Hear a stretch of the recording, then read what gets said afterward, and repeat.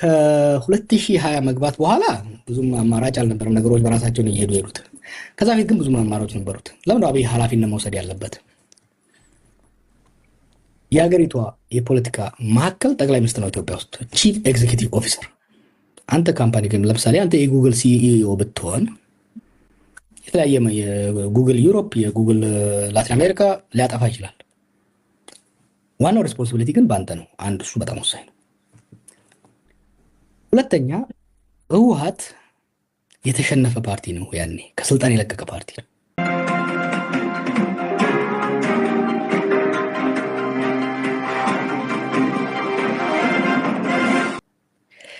የህዝብ ድጋፍም የለውም።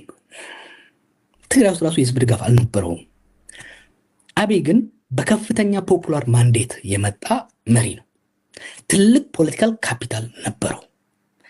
ያም ፖለቲካል ካፒታል በፖለቲካ ውስጥ የፖለቲካል ካፒታል በጣም ወሳኝ ነው። ልክ እንደ ብር ማለት ነው። አንድ የታክሲ ሾፌር እና አንድ የመኪና ካምፓኒ ያለው ሰው የመደራደሪያ አቅማቸው የተለያየ ነው። አልሰማም። እና አብይ ያንን ካፒታል በመጠቀም ግሬሽስ መሆን ይችል ነበር። ወቅቱ እንደፈለገ ማድረግ ፓወር ነበረው ብለህ ታስባለህ? ማሳየት ፈለገ። እሱን አየህ። ለምን ወደኋላ ልውሰድና አንዳንድ ያደረጋቸው በጣም ሲሊ ግን ኮስትሊ የነበሩ ሚስቴኮች ጌታቸውንና እነ ሳሞራን ያባረረበት አካሄድ ትክክል አልነበረም። አንድ ሰው ኢጎ አለው። ለ17 ዓመት መስለኝ የመራው ጌታቸው አሰፋ ደህንነትን በመለስ ጊዜም ትናንትና ከመለስ በኋላ በቃ ዋናው ሰው ሆነ። በመለስ ጊዜ ነው የተጀመረው። ከክንፈ ቀጥሎ ነው የመጣው። በኖርበት ሀገርና እኔ በምኖርበት ሀገር ራሱ እንደዚህ አይነት ዋና ቁልፍ ላይ የነበሩ ሰዎች ምንም ባትወዳቸው ስታሰናበታቸው በክብርና በጥንቃቄ ነው። በክብርና በጥንቃቄ እንደዚህ አይነት ነገሮች ያኔ ሁለት ነገር በታየ። አንደኛ እነሱ አንደስትሜት ያደርጉት ናቁት። ጆሮን ይዘው ያሳደጉት ማንጁስ ነው። ግን ይሄ ማንጁስ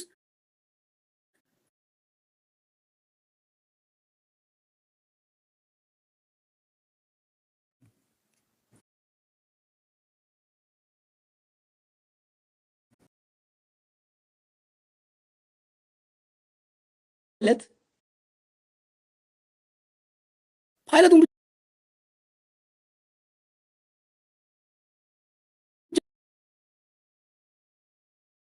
ሁለት ነው። በሁለት ኢንጂን እየሄደ ያለ ሰው ነው አብይ። ያኔ ጊዜ እሱን አንደስትሜት አደረጉት።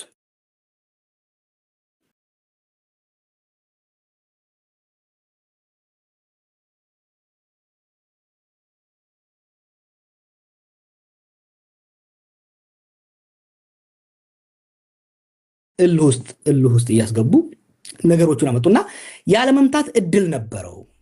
አሁን ሰምተህ እንደሆነ ስዩም መስፍን ስለዚህ ኢንተርቪው ሰጥቷል።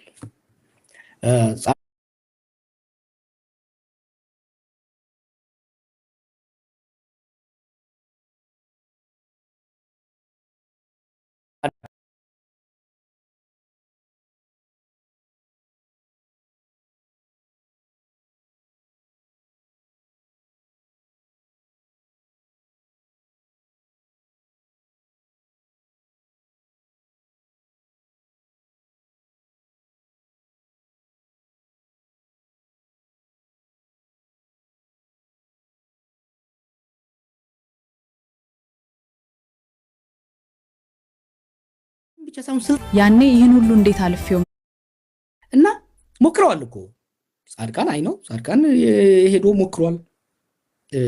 ስዩም ሞክሯል። ኢቨን አቦይ ስብሃት ረጅም ጊዜ አውርተናል። አንድ ጊዜ እነ ጻርና ጀነራል አማራ ክልል ላይ የሞቱ ጊዜ አውርተን ነበር። እነሱ ራሱ ቁጣም ቢኖር ፍራቻም ቢኖር they are open to discussion። ግን አየሱ አሰርት ማድረግ ሞከረ። አሰርትና ማድረግ መሞከሩ ሪዚስትድ ሆነ። የትግራይ ናሽናሊዝም በጣም አንደስትሜት አደረገው። አየህ፣ የትግራይ ናሽናሊዝም አንደኛ ለረጅም ጊዜ የተገነባ ናሽናሊዝም ነው። ኢንስቲቱሽናላይዝድ የሆነ ናሽናሊዝም ነው በህወሓት ስር። ሁለተኛ ስልጣንን የለቀቀ ናሽናሊዝም ነው። ኢስ ውንድድ ናሽናሊዝም። ሰርድ ኢስ ማይኖሪቲ ናሽናሊዝም። ሶስቱን አንድ ላይ ስታመጣው በጣም ፓወርፉል የሆነ ሪዘንትመንት ነው የሚፈጥረው እና ያንን የሄደበት ሁኔታ ግጭት ውስጥ ለዚህ ነው ህዋቶች ጥፋት የለባቸውም ነው። ቅድም ብያለሁ ነፍሱን ይማረው እነ ሴኩቱሬ እነ ጌታቸው የነበረው ሬቶሪክ ኢት ዋዝ ኖት ሄልፕፉል። ትዝ ይላል እኔና ጌቹ ራሱ እንመላለስ ነበረ መሀል ላይ ጢባጢቤ ሲጫወቱብኝ ነበረ እና እሱ እንዳለ ሆኖ ግን ስቲል ጦርነቱን የማስቀረት ትልቁ ኃላፊነት ስልጣን የያዘውና ከህወሓት የበለጠ ሰፊ ፖለቲካል ካፒታል በጊዜው የነበረው አብይ ነበር ያኔ። ክብራትና ክብራን የቲክቶክ ላይ ቤተሰቦች እንዴት ናችሁ? ወደ ዋናው ጉዳይ ደግሞ እየመጣ ነው። የወቅቱ መነጋገሪያ ጉዳይ ጽምዶ ይሉታል፣ ጥምረት ይሉታል፣ ኮሊዥን ይሉታል። እናንተ በፈለጋችሁት ጥሩት። ለመንደርደሪያ እንዲሆነን አሁን ባለው ነባራዊ ሁኔታ 3ም 4ም ሆነው ጥምረት ይፈጥሩ አሁን ያለውን አብይ በጦርነት ማሸነፍ ይችላሉ ብለህ ታምናለህ? ከዛ ወደ ጥምዶ እንመጣለን። ይሰማችኋል? ኦኬ። እሱ እንትን ላይ የሚመሰረተው ብዙ ፋክተሮች ማየት መቻል አለብህ። ይህን ጽምዶን እንግዲህ ጽምዶ የአራት ኃይሎች ነው የሚሆነው ከሆነ የኤርትራ፣ የትግራይ፣ የአማራና የኦላ የፋኖ የኦላ ነው የሚሆነው። ዋናው ቆጣሪው ግብጽ። እሱን ልምጣልህ።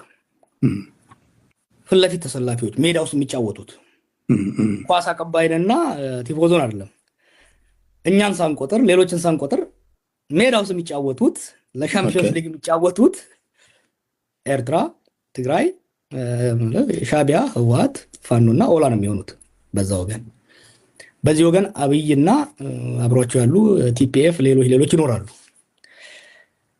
ኮምፕሊኬትድ የሚያደርገው ካልኩሌሽኑን አንተ ያነሳው ቸኩላ ያነሳው ቲፎዞቹና ኳስ አቀባዮቹ። አሁን ይሄ ጦርነት ሰው እንደሚያየው የሰሜን ጦርነት ይባላል። የሰሜን ጦርነት አይደለም፣ የሰሜንና ምዕራብ ጦርነት ነው። ሰሜን ምዕራብ ፕሮባብሊ ምስራቅ በአፋር በኩል አፋርም ሰሜን ነው ብለው፣ ግን የሰሜንና የምዕራብ ነው። ምክንያቱም ሱዳን አሁን የጦርነታችን አካል ነው የሆነችው። ኢትዮጵያ RSFን ትደግፋለች። ሳፍ የቡርሃን ደግሞ ህወሓትን እና ያንን ጥምረት ይደግፋል በቀጥታ። አሁን እነኛ ያሉ ይሄ አንድ ዋር ቲያትር ነው ሱዳንና ኢትዮጵያ። ከነሱ ጀርባ ደግሞ በዛ ግብጽ አለች። ከግብጽ ጀርባ ቱርክና ሳውዲ፣ በዚህ ደግሞ ኤሚሬትና እስራኤል አሉ። አሜሪካና ራሻ አጫዋች ናቸው እና የዚህ አሰላለፍ ወሳኝ ነው። እዚህ ላይ ሰዎች እንዳደርጉ ሁለት በጣም ወሳኝ ፓወርፉል ኃይሎች ስለ ግብጽ ያወራል። ግብጽ ምላስ ነው። ግብጽ አይደለም ወሳኙ ተጫዋች እዚህ ወሳኙ ኳስ አቀባይ ሳውዲና ኤሚሬት ናቸው። ሳውዲና ኤሚሬት እንዴት መሰለህ ማየት ያለብን? ዝሆንና ነብር። ሳውዲ ዝሆን ነው። ማሲቭ ኢኮኖሚ ነው ያለው፣ ማሲቭ ኃይል አለው፣ ግን ስሎው ነው። ኤሚሬት ኢኮኖሚ ያነሰ ነው፣ ሾርት ነው ካልኩሌት የምታደርገው፣ ግን ኤክስትሪምሊ ፈጣን ነች። ድጋፍ ስታመጣ የሳውዲ ኢንስቲቱሽናል ነው፣ ቀስ ብሎ ነው የሚሰጥህ፣ ትልቅ ነው የሚሰጥህ፣ ግን ጊዜ ወስዶብህ ነው። ኤሚሬት ግን ኦቨርናይት ነው የሚሰጥህ። የትግራይ ጦርነት ላይ ዲሳይሲቭ የሆኑት ለምንድን ነው? የተፈለገውን ጦር መሳሪያ ተተኳሽና የሰው ኃይል በ24 ሰዓት ውስጥ ነው የሚያመጣልህ። የሳውዲ ግን ወራት ሊፈጅብህ ይችላል። so you have to take into calculation ወደ ጦርነት የምትገባ ከሆነ እና ጀነራል ባጫ ባለው ሲናገር ወደ ራሱ ቡድን አደላ እንጂ አንድ ኢንትረስቲንግ አስፔክት አምጥቷል።